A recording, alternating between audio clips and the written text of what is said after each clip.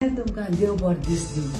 हांव देव बरो कर म्हणटा कित्याक हो आमगेलो tiatr all the best family show तुमी हावसफूल केलो। तशें काय 2 शो आसले सावथ हॉल, तेही शो तुमी हावसफूल केले आनी आयज स्विंडन निमाण शो आमगेलो मेका हॉलार सायंसा 4 वरांचेर।